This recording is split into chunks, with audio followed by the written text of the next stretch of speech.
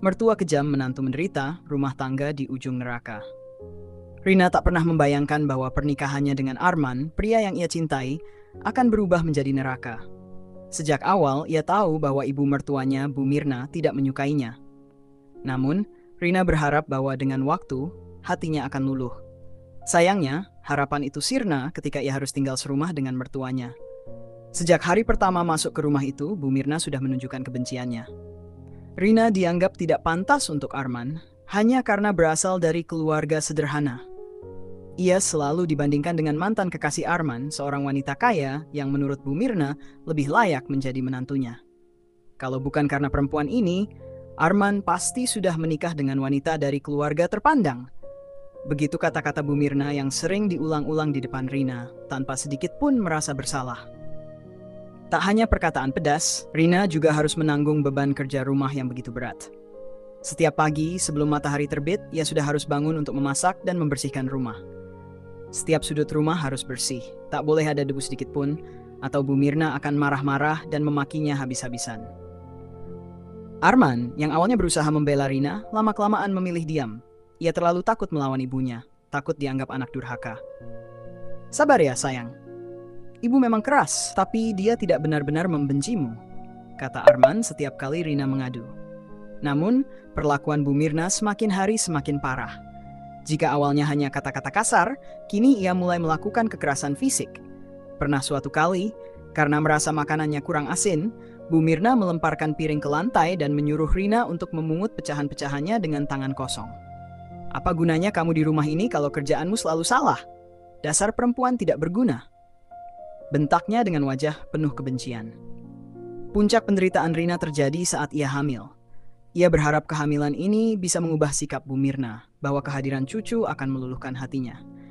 Namun justru sebaliknya. Kamu sengaja hamil supaya Arman tidak bisa menceraikanmu ya? Tuduh Bu Mirna dengan tatapan sinis. Saat perutnya semakin besar, Rina tetap dipaksa melakukan pekerjaan berat. Bahkan ketika tubuhnya lelah dan lemas, Bu Mirna tidak peduli. Suatu hari, saat Rina sedang menyapu halaman, Bu Mirna dengan sengaja mendorongnya hingga jatuh ke tanah.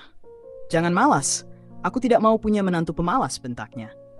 Rina terjatuh keras, tangannya tergores, dan yang lebih mengerikan lagi, perutnya terasa nyeri luar biasa. Malam itu, ia mengalami keguguran. Bayi yang selama ini diharapkannya lahir ke dunia, pergi begitu saja. Namun yang paling menyakitkan, Bu Mirna bahkan tidak menunjukkan sedikit pun rasa bersalah. Ia hanya berkata dengan datar, ya sudahlah, mungkin memang bukan rezeki. Hati Rina hancur. Ia mulai bertanya-tanya sampai kapan ia harus bertahan di rumah ini. Suatu malam tanpa sengaja ia mendengar percakapan Bu Mirna di telepon dengan seseorang. Aku akan pastikan perempuan itu pergi. Aku sudah siapkan calon istri baru untuk Arman yang lebih kaya dan lebih pantas. Rina terhenyak. Jadi selama ini Bu Mirna memang ingin menyingkirkannya? Ia berpikir keras. Jika ia tetap tinggal, bukan hanya hatinya yang akan terus tersakiti, tetapi nyawanya pun mungkin terancam. Dengan air mata yang terus mengalir, ia mengemasi barang-barangnya. Saat Arman pulang kerja, ia mendapati Rina berdiri di depan pintu dengan koper di tangannya. Aku pergi, Arman. Aku tidak bisa bertahan lagi, ucapnya dengan suara bergetar. Arman terkejut. Ia mencoba menahannya, tetapi kali ini Rina sudah memutuskan. Cinta yang dulu membuatnya bertahan, kini telah hancur. Ia sudah cukup menderita. Setelah kepergian Rina, Arman baru menyadari betapa berharganya istrinya. Ia mencoba mencarinya, menghubunginya, tetapi Rina tidak ingin kembali. Ia sudah menemukan kebebasannya. Bu Mirna yang selama ini merasa berkuasa, akhirnya harus menghadapi karma. Tidak ada lagi yang mengurus rumah, tidak ada yang memasak untuknya, dan Arman pun semakin menjauh darinya. Ia hidup dalam kesepian tanpa ada yang peduli. Sementara itu Rina memulai hidup baru. Meski masa lalunya penuh luka, ia tahu bahwa ia telah membuat keputusan yang tepat. Kini ia tahu bahwa pernikahan bukan hanya tentang cinta, tetapi juga tentang lingkungan yang mendukung. Dan ia tidak akan pernah lagi membiarkan dirinya menjadi korban. Hari-hari pertama setelah meninggalkan rumah mertuanya, Rina merasakan kesedihan yang mendalam. Ia kembali ke rumah orang tuanya, yang meskipun kecil dan sederhana, terasa lebih hangat dibandingkan neraka yang ia tinggalkan. Ibunya menangis melihat kondisi Rina yang pucat, kurus, dan penuh luka. Apa yang mereka lakukan padamu, nak? Tanya ibunya dengan suara bergetar. Rina hanya bisa menangis. Ia tidak ingin membuat orang tuanya khawatir, tetapi luka di hatinya terlalu dalam untuk disembunyikan. Malam-malamnya dipenuhi mimpi buruk. Bayangan wajah Bu Mirna yang marah, suara makian yang terus terngiang di telinganya, dan rasa kehilangan atas bayi yang bahkan belum sempat ia peluk. Ia terbangun berkali-kali dengan napas tersengal. Tubuhnya berkeringat dingin. Namun, di tengah kesedihan itu, Rina berjanji pada dirinya sendiri. Ia tidak akan kembali. Ia akan bangkit, bagaimanapun caranya. Beberapa minggu kemudian, Rina mulai mencari pekerjaan. Ia ingin mandiri, tidak ingin bergantung pada siapapun lagi. Setelah berusaha keras, ia diterima bekerja sebagai pegawai di sebuah butik kecil di kota. Pekerjaan itu mungkin tidak besar, tetapi cukup untuk membuatnya merasa lebih berharga. Di sisi lain, Arman mulai merasakan kehilangan yang nyata. Awalnya, ia berpikir Rina akan kembali setelah emosinya mereda. Namun seiring waktu, ia sadar bahwa Rina benar-benar pergi. Rumah yang dulu terasa ramai, kini sunyi. Tanpa Rina, segalanya terasa berbeda. Bu Mirna yang awalnya senang karena berhasil menyingkirkan menantunya, kini mulai merasakan dampaknya. Tidak ada lagi yang mengurus rumah, tidak ada lagi makanan hangat yang siap saat ia lapar. Arman yang dulu patuh padanya, kini sering murung dan lebih banyak diam.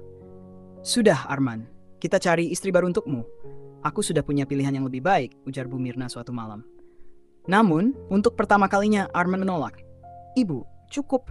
Aku mencintai Rina. Dan semua ini salah ibu," katanya dengan nada dingin.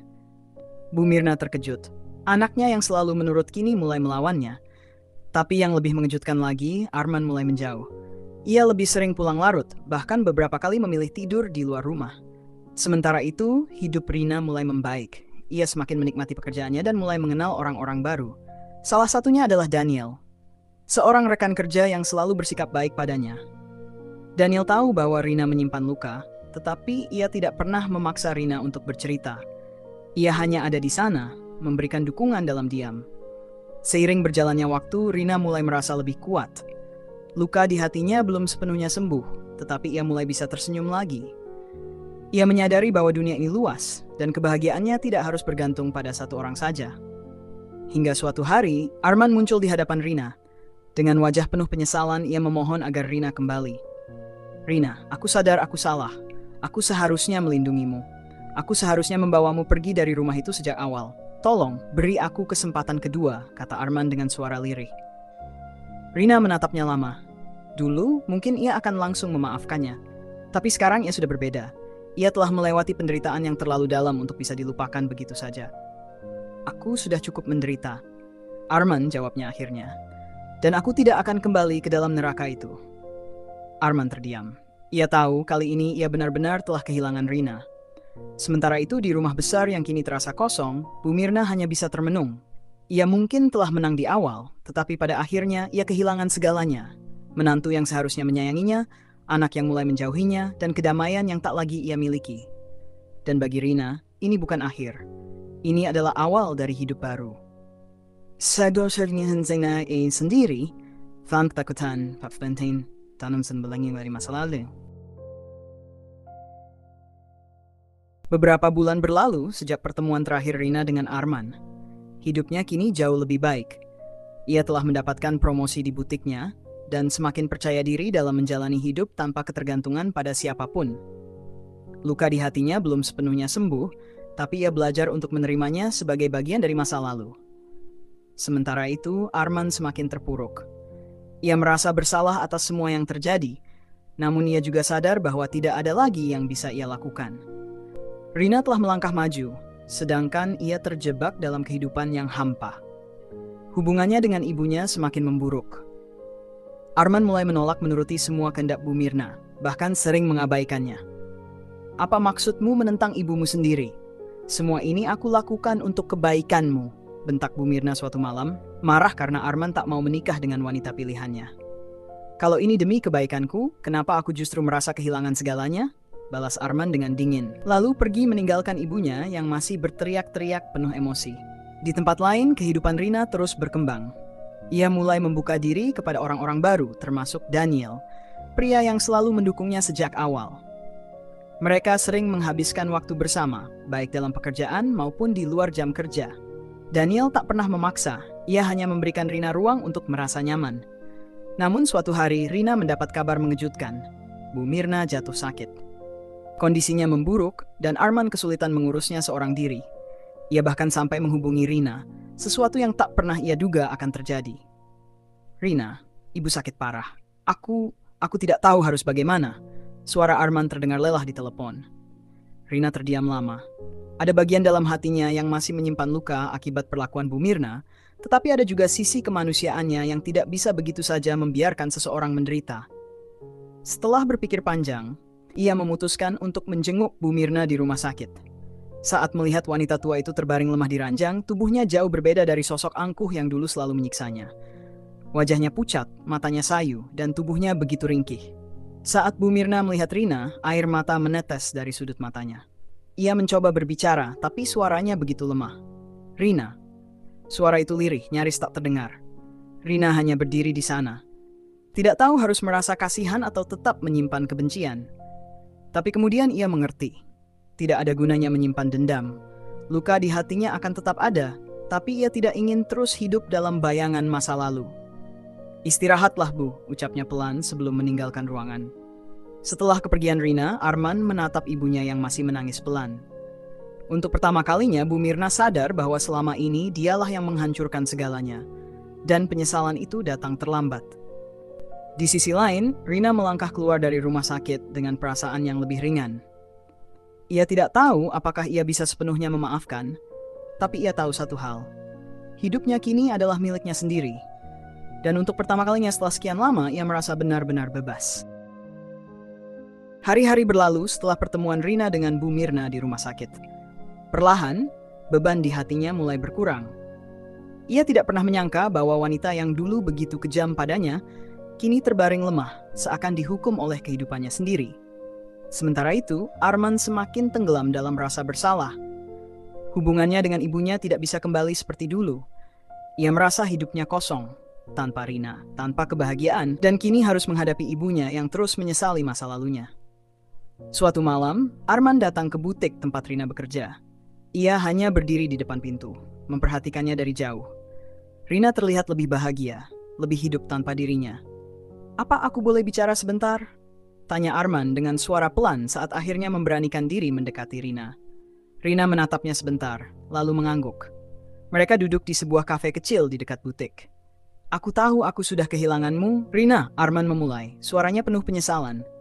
"Aku hanya ingin meminta maaf, untuk semuanya." Rina terdiam, meresapi kata-kata itu. "Aku terlalu pengecut. Aku membiarkanmu menderita, padahal aku seharusnya melindungimu. Dan sekarang aku menyesalinya setiap hari," lanjut Arman, matanya berkaca-kaca. Rina menghela napas panjang. "Arman, aku sudah melewati masa-masa terburuk dalam hidupku. Aku tidak ingin kembali ke sana lagi." "Aku mengerti." Arman tersenyum pahit. "Aku hanya ingin kau tahu. Aku benar-benar mencintaimu, Rina. Dan aku harap kau bisa menemukan kebahagiaan meski bukan denganku." Rina tersenyum tipis. "Aku sudah menemukannya, Arman. Aku belajar untuk mencintai diriku sendiri lebih dari apapun." Mereka berpisah malam itu dengan hati yang lebih tenang. Bagi Arman, itu adalah titik akhir dari perjalanannya bersama Rina. Dan bagi Rina, itu adalah awal baru yang lebih cerah. Beberapa bulan kemudian, kabar duka datang. Bu Mirna meninggal dunia setelah berjuang melawan penyakitnya. Arman menghubungi Rina untuk memberitahu, tetapi Rina hanya mengirimkan doa dari jauh. Dia telah selesai dengan masa lalunya. Kini Rina melangkah maju. Daniel yang selalu ada di sisinya mulai menjadi bagian penting dalam hidupnya. Tidak ada paksaan, tidak ada luka, hanya kebahagiaan yang perlahan-lahan tumbuh. Dan untuk pertama kalinya, Rina benar-benar merasa bebas untuk mencintai dan dicintai, tanpa rasa takut. Setelah kepergian Bu Mirna, Rina merasa lega, bukan karena wanita itu telah tiada, tetapi karena semua beban emosional yang dulu membelenggunya, akhirnya bisa ia lepaskan. Tidak ada lagi bayang-bayang ketakutan, tidak ada lagi sisa dendam yang menggumpal di hatinya. Ia kini benar-benar bebas. Arman sempat menghilang dari kehidupannya setelah pemakaman ibunya.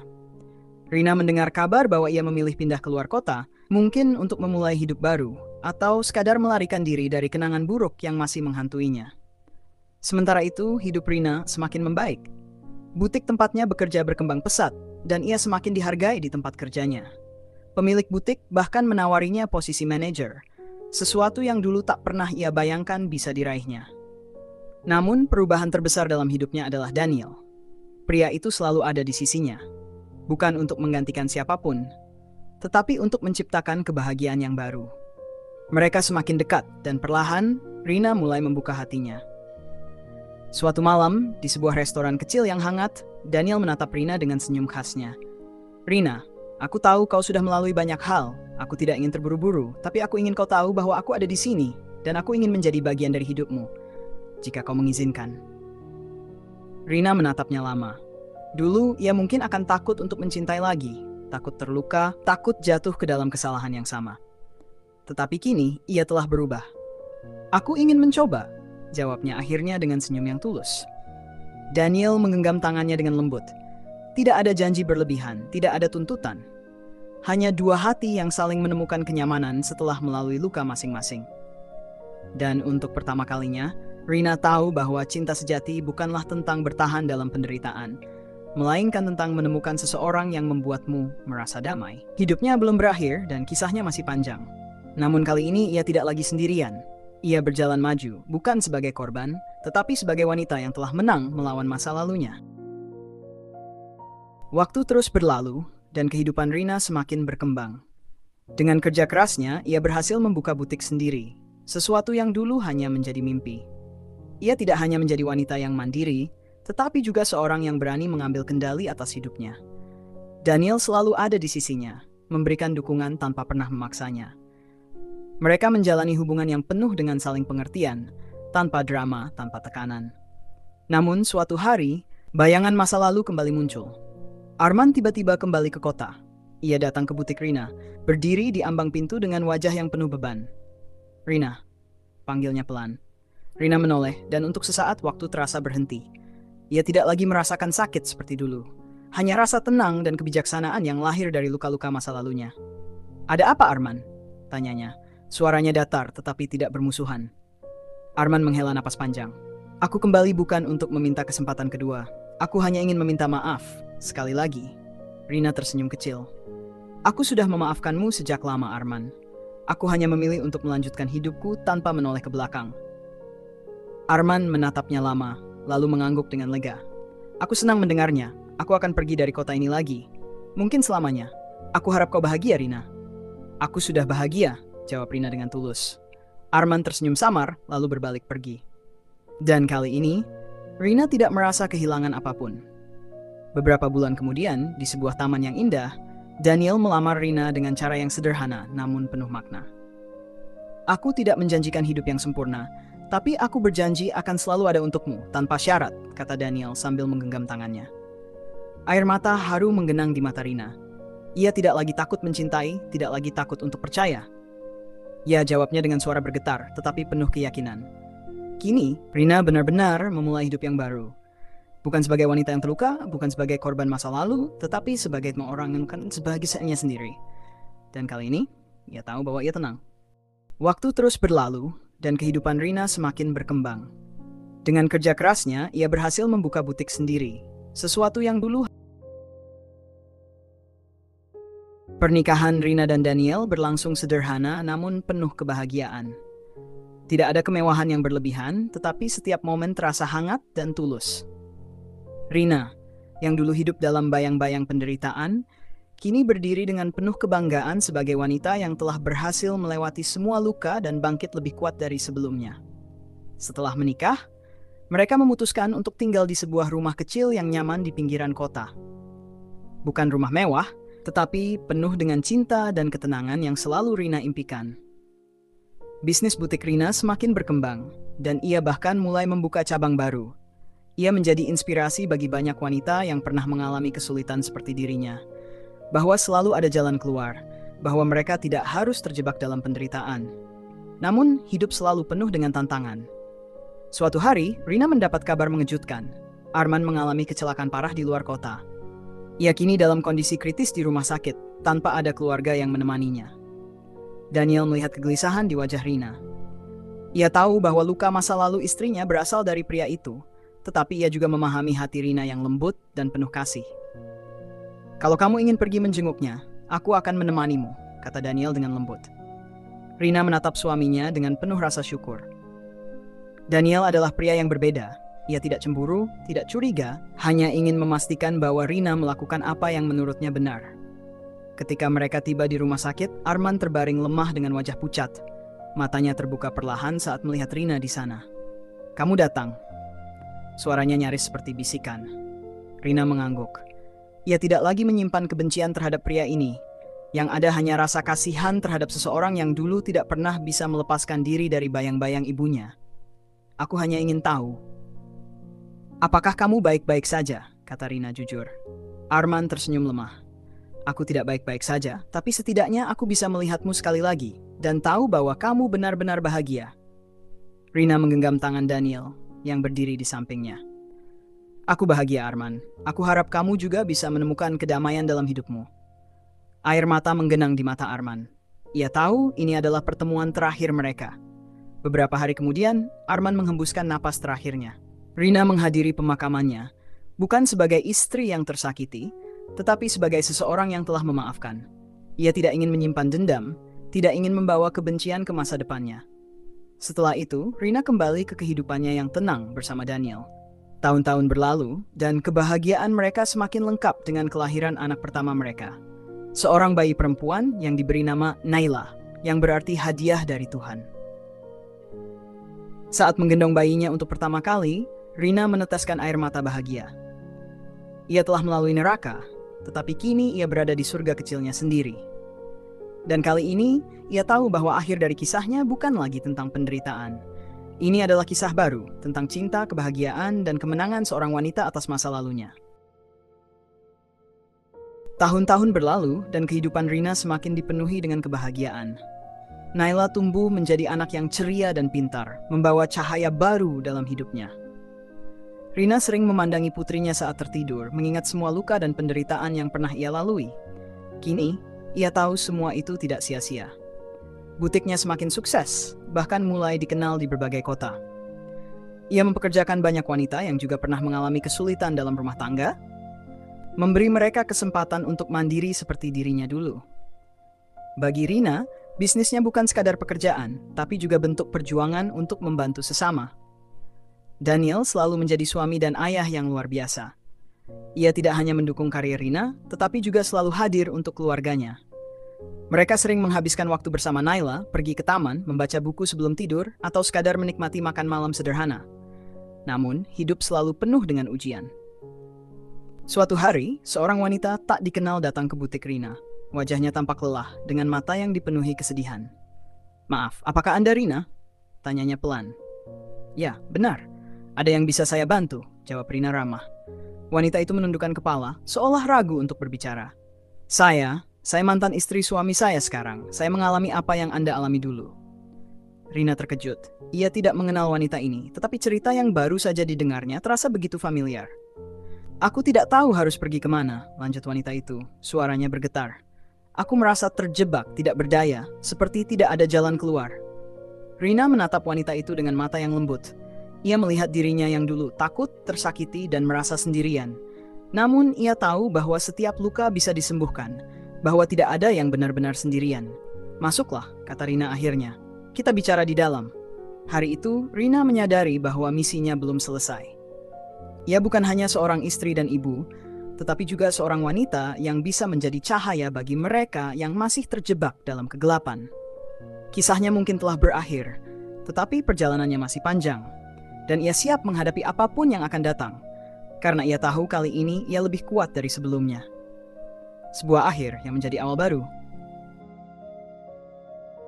Beberapa tahun berlalu, dan hidup Rina semakin penuh dengan makna. Bisnisnya berkembang pesat, tetapi yang lebih penting, ia telah membantu banyak wanita yang pernah mengalami penderitaan seperti dirinya. Butiknya bukan hanya tempat usaha, tetapi juga menjadi rumah bagi mereka yang mencari harapan baru. Naila tumbuh menjadi gadis yang cerdas dan penyayang. Ia sering melihat ibunya bekerja, mendengar kisah-kisah perjuangan para wanita di sekitar mereka, dan mulai memahami betapa kuatnya seorang ibu yang telah melalui begitu banyak rintangan. Suatu malam saat Rina sedang menidurkan Naila, gadis kecil itu bertanya dengan polos, "Ibu, kenapa ibu selalu membantu orang lain?" Rina tersenyum lembut mengusap rambut putrinya. Karena dulu, ibu juga pernah merasa sendirian, nak. Dan ibu tidak ingin ada orang lain yang merasakan hal yang sama. Naila mengangguk kecil, lalu memeluk ibunya erat.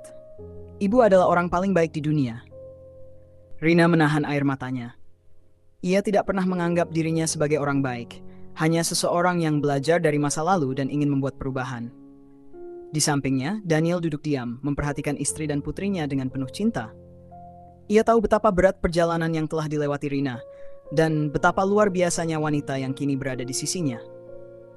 Kamu sudah melakukan banyak hal hebat, Rina, kata Daniel pelan setelah Naila tertidur. Rina menghela napas panjang. Aku hanya ingin memastikan bahwa semua rasa sakit yang pernah aku alami tidak sia-sia.